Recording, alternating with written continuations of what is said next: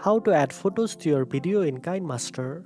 First of all, open the KineMaster app and start a new project or open an existing one. Once you are in the editing workspace, tap the media button to browse your gallery. Select the photos you want to add to your video from your gallery. After selecting, the photos will be added to the timeline.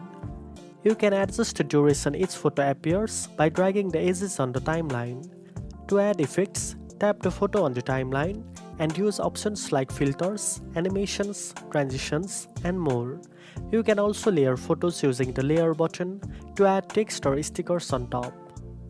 When you are happy with your video, tap the export icon to save or share your project. Now you know how to add photos to your video in KineMaster. If you found this video helpful, don't forget to like, share, and subscribe for more editing tips. Thanks for watching, and I'll see you in the next one.